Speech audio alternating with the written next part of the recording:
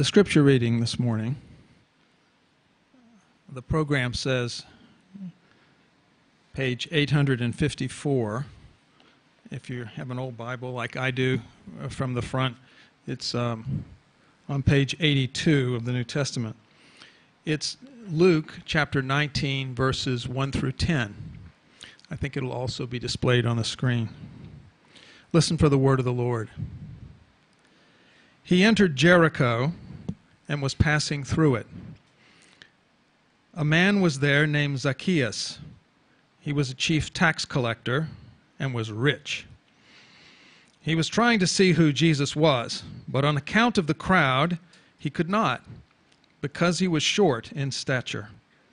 So he ran ahead and climbed a sycamore tree to see him, because he was going to pass that way. When Jesus came to the place, he looked up and said to him, "Zacchaeus, hurry and come down, for I must stay at your house today."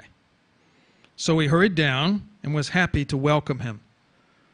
All who saw it began to grumble and said, "He is gone to be the guest of one who is a sinner." Zacchaeus stood there and said to the Lord, "Look, half of my possessions, Lord, I will give to the poor, and if I have defrauded anyone of anything, I will pay back 4 times as much." Then Jesus said to him, "Today salvation has come to this house, because he too is a son of Abraham. For the Son of Man came to seek out and to save the lost." This is the word of the Lord. Thanks be to God.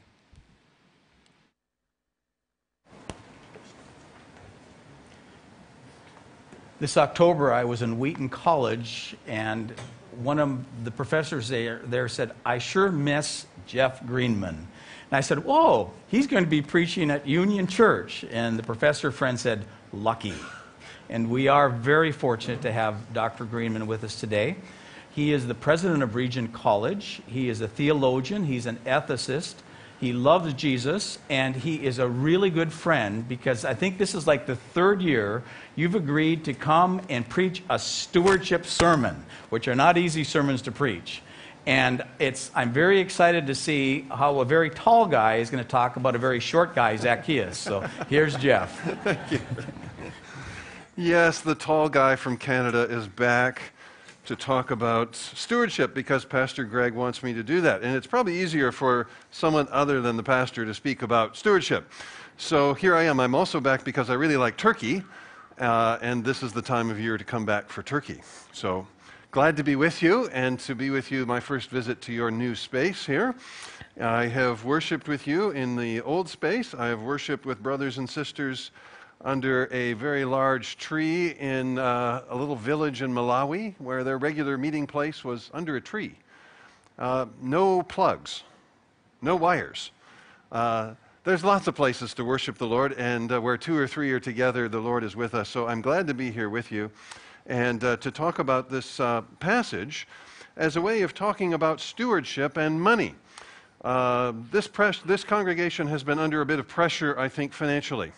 I don't know any of the inside scoop, but just knowing that you're on a very large facilities project, and that the shift to this space must have been demanding, I'm sure a lot of you have been thinking about money, and this church has been thinking and talking and praying about money. So the stewardship sermon this year is a little different, I think, and their context is a little bit different, because I know many of you are very involved in the support of this place and of the great transition that's been underway here. So what I want to suggest is both for your encouragement and also to challenge you, because this little passage, it's very familiar as a children's Bible story, and you probably all know the song. Do you know the Sunday school song about Zacchaeus was, "A wee little man, and a wee little man was he"? Do you remember that? Yeah, of course you do. Well, there's more to this little passage than the song, and if we think of it as a kind of children's passage for song singing, we're going to miss some really wonderful treasure that is in this passage. So I want to kind of open it up a bit. And it's a passage that reminds us and teaches us about how significant the change is in our lives when we welcome Jesus into our lives. And you see with Zacchaeus that everything changes.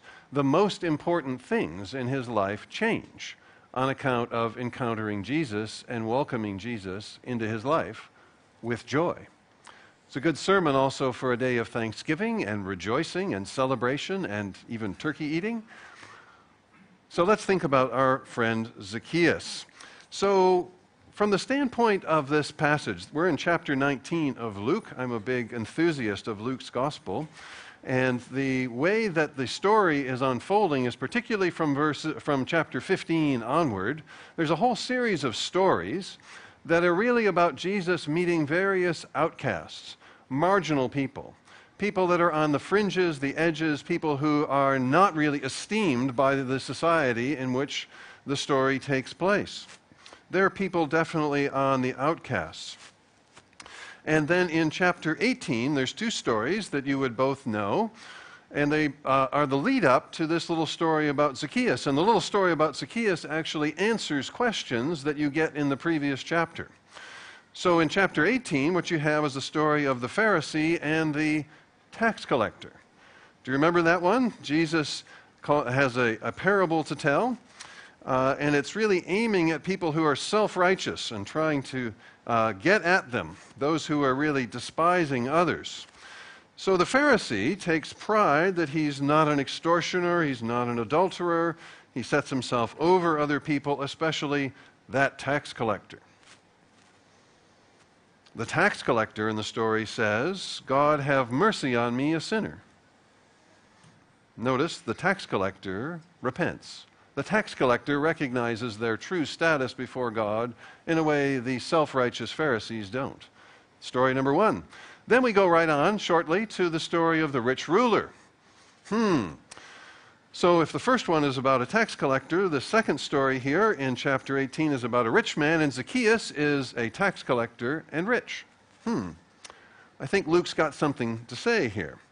So the story of the rich young ruler is one whose attachment to his wealth prevents him from responding to Jesus. He goes away sad. He doesn't welcome the gospel into his life. He doesn't welcome the invitation of Jesus because he hangs on to his riches. And that prompts the famous comment that it's easier for a camel to pass through the eye of a needle than for a rich man to gain the kingdom of heaven, because clinging on to those riches gives you too much to squeeze through the eye of that needle, which is the needle of faith. And then that calls forth the question, well, who can possibly be saved? And the answer is God can accomplish what is humanly impossible. That sets the stage for Zacchaeus, who is both a tax collector and rich. And in the eyes of the world around Jesus, that makes it impossible for a person like him to be saved.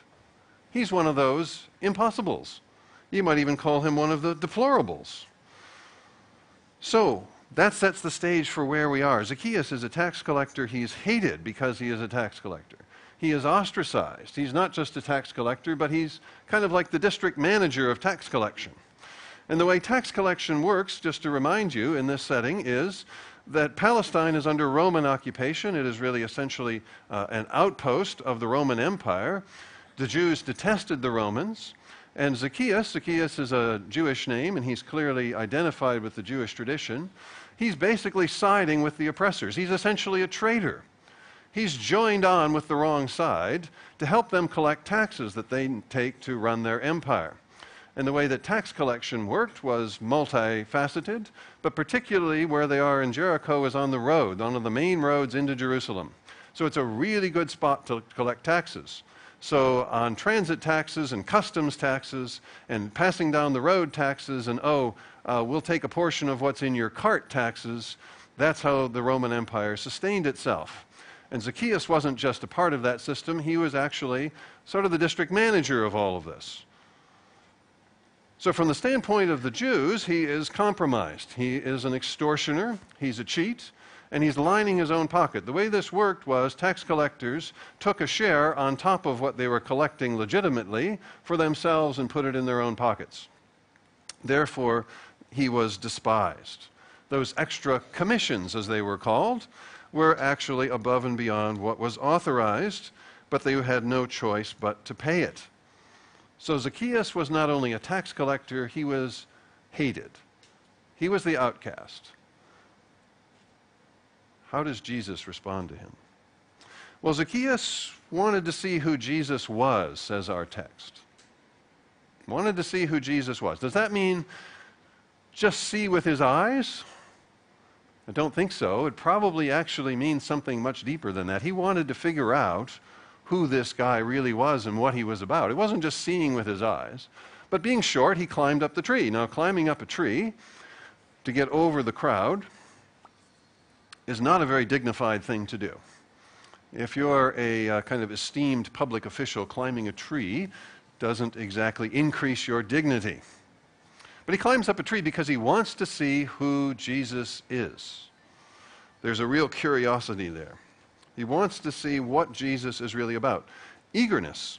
It says he ran ahead. He's so eager to find out who Jesus is. Jesus reaches the spot and says to him, "Zacchaeus, come down immediately. I must stay at your house today." Now, I don't know about you, but I'm coming to you from Canada, and we're very polite people there. But we never invite ourselves to stay at other people's houses. I don't know how it is in Hong Kong. Do you do that here? Just invite yourself to stay. I'm coming to stay at your house tonight.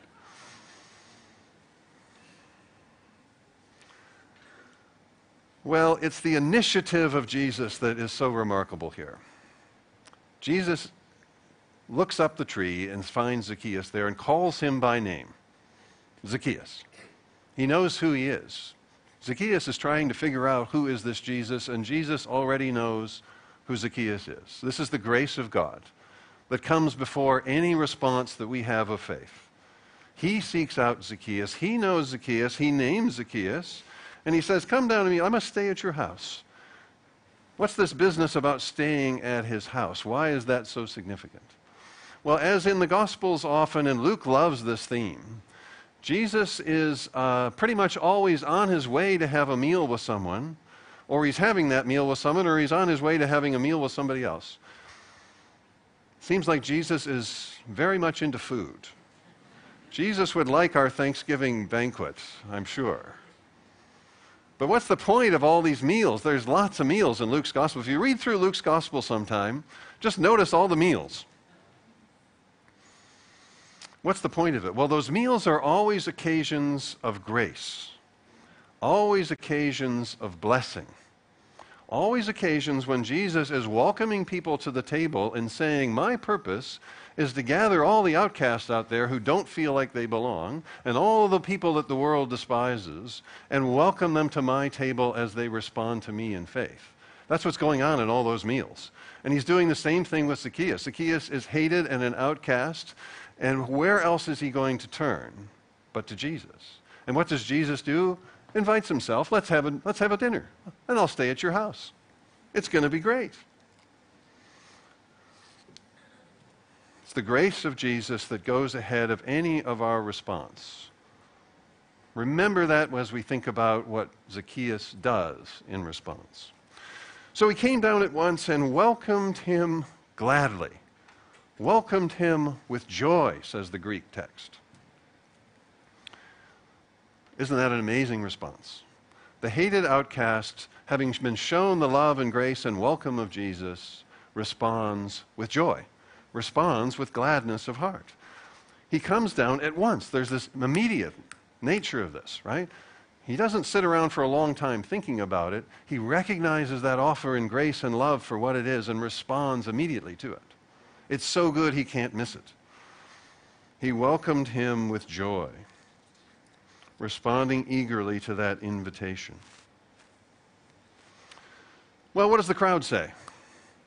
Are they happy about that? No, they're not happy about that. There's muttering, there's murmuring, there's chit-chat, and it's very negative. He's gone to be the guest of a sinner. There goes Jesus again, hanging around with the wrong crowd, hanging around with those outcasts and those sinners. Do you know what kind of a guy this Zacchaeus is? Jesus is hanging around with him. Right? Mutter, mutter, mutter, mutter, mutter. What the crowd takes to be the worst thing about Jesus, he hangs around with sinners, is actually the best thing about Jesus, that he hangs around with sinners. because it means that people like you and I get to hang around with him. Because otherwise, we wouldn't qualify. That's the point of the gospel. That's the point of this grace. That's the point of him inviting himself into Zacchaeus' home to have a Thanksgiving dinner. So he's a sinner. Yes, he is a sinner, and that's the glory of the gospel, that Jesus even welcomes this sinner. And the response of welcoming Jesus with joy is, I think, Luke's way of saying he receives and understands who Jesus is. He understands this grace that has been extended to him in the love of Jesus. He responds to that with joy.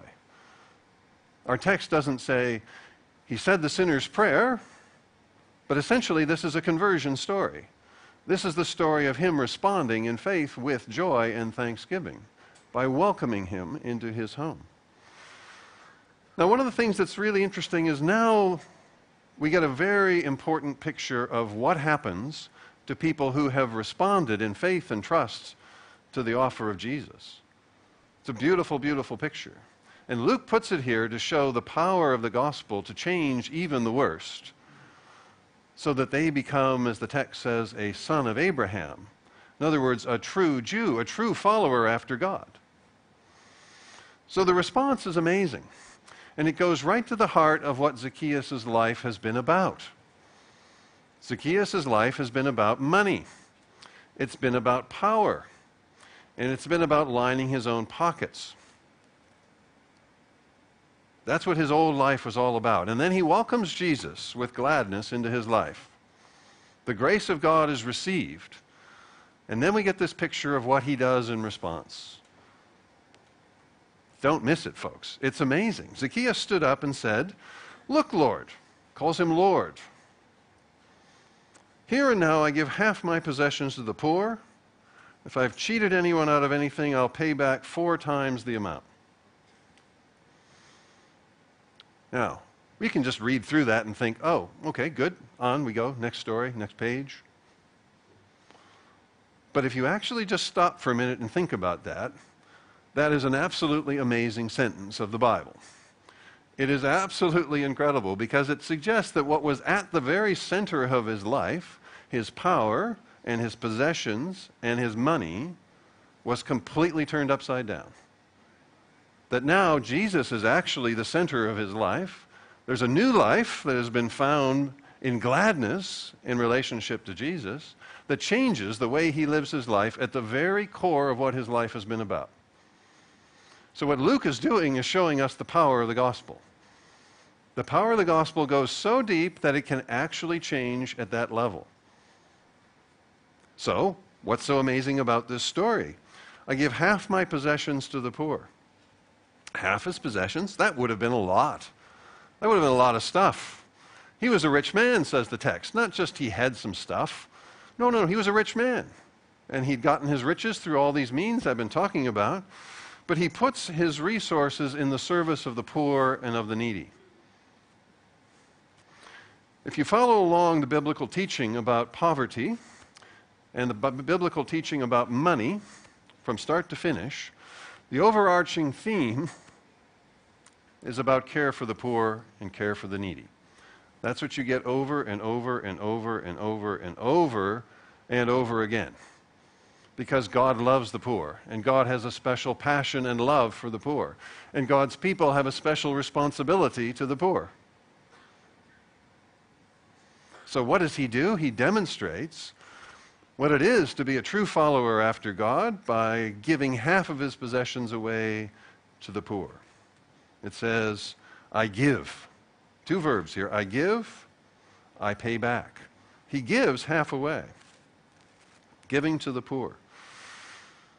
One of the things that's so important in the biblical story about giving to the poor, and it's a point that actually the Jewish rabbis pick up on and talk about all the time.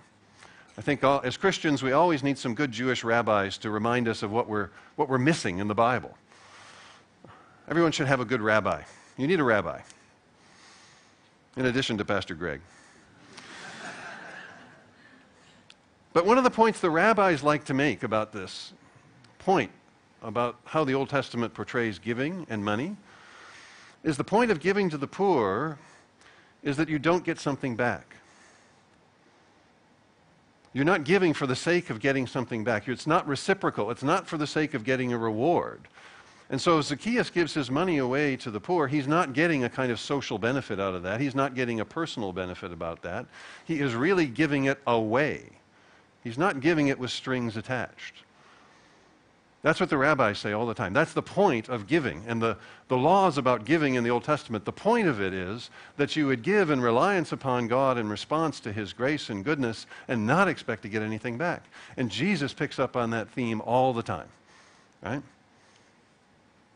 The other thing that Zacchaeus does here, he says, if I have cheated anyone out of anything, I will pay back 4 times the amount. Oh my goodness. Think about that.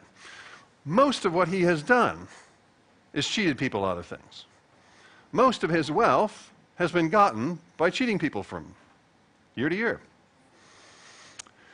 The crowd that's murmuring around would include probably lots of people that he had extorted somehow. They're the crowd that's watching this speech that he's making. This is a public declaration he's making. How about that? Lots of people to repay. Hundreds? Thousands? How many people would he have to repay? Now, according again to the Old Testament teaching, you probably don't read the fine print of the law of the Old Testament all that often, but a little detail, if you look it up, is that there is a formula for compensation if you have gotten something, money or goods, illegally. And the formula is you pay it back plus 20%. Okay? You think, okay, 20%. So if I have extorted $100 from you, I pay you back 120. Seems good, right?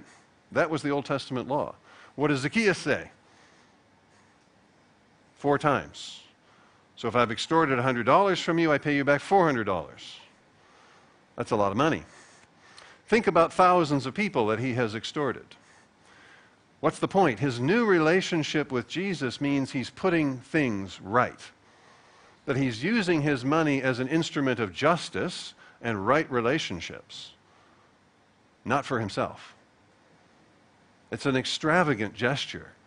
Such is a change of heart that he's going way beyond what he would have known. From 20%, just a little bit, add that $120 back to $400 back. Quite amazing. Such is the sign of new life in him. He's doing exactly what the rich young ruler in the previous chapter is not doing. The rich young ruler clings on to his wealth and refuses to give it up for the sake of following Jesus. What happens with Zacchaeus?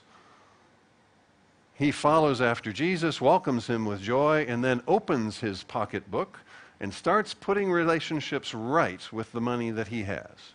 Starts giving it away to the poor. Starts doing right by the people that he has done wrong to. So that his money is no longer his for himself anymore. It's an expression of his faith, what he's doing with his money. His faith has transformed the thing that was at the very heart of his life, his money and his power. So now he's using the money that he has gotten and his power to undo the wrongs and to put them right. So it's a picture of the power of conversion. It's a picture of the change deep in the heart of a man and putting him on a different path of life altogether about his money. So friends, what's the point for us? Well, there's so many good points for us. What Zacchaeus demonstrates so beautifully is that everything that he now has and his entire life has been brought under the lordship of Christ. And I think even for us, many of us, we think of money as one thing in our life and our faith as something else. We think of our faith as a piety or doing our Bible study or even coming to church on Sunday, but really it's disconnected from the money part of our life. We keep that over here somewhere. They're disconnected, right? And in Zacchaeus' life, they were disconnected until he met Jesus. And what happened was he brought all of the money and his power and position and authority and all of what he had gotten through it, and he brought it under the lordship of Christ when he met this Jesus and welcomed him with joy. So it wasn't this arrangement anymore. It was bringing all of this under Christ and submitting it to him. And friends, that's the message for us.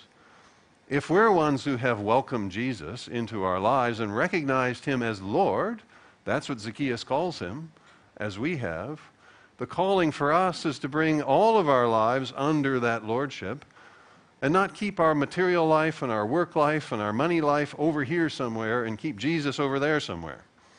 It's very tempting. It's very easy to keep these two different poles over here. But you couldn't have a more powerful passage about the lordship of Christ bringing everything under him. And that's what Zacchaeus does, willingly, joyfully, gladly. So that his believing in Jesus and trusting in Jesus has expression in the way that he behaves, the way that he's living his life. And a little detail of this text I don't want you to miss is Jesus says, "This now is a true son of Abraham." You might wonder, well, what's going on with that? What is he talking about?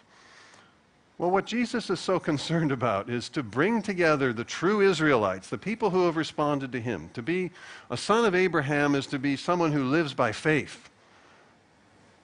So this is Zacchaeus living by faith, trusting in this Jesus and welcoming him.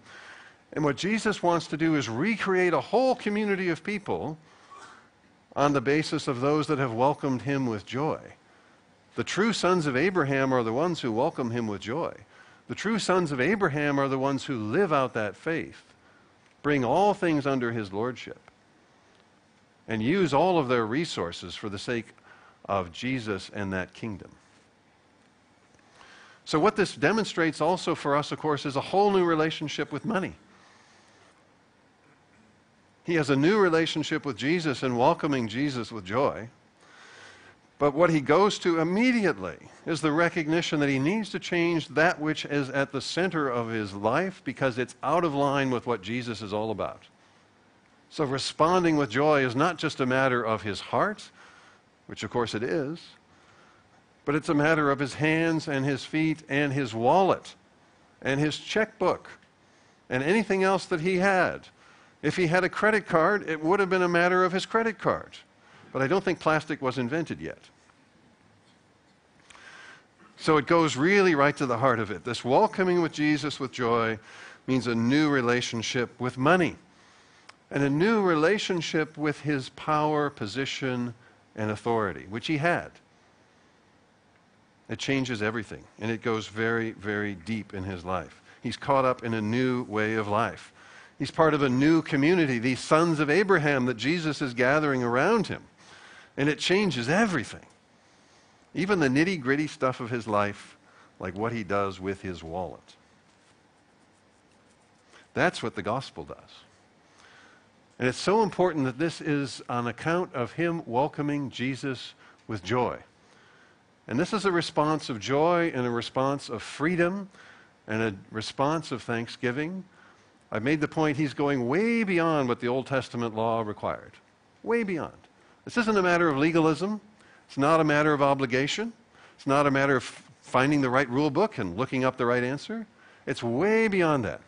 This is a response of joy and freedom that issues in amazing generosity and a passion to put things right in his life. And friends, that's a picture of the power of the gospel. So may it be so with us, that we so recognize and welcome who Jesus is with joy, that we allow the gospel to transform our lives from top to bottom, even the things that are most at the center of our lives, so that we offer them back to the Lord with gladness and joy for his service and for his glory. Amen.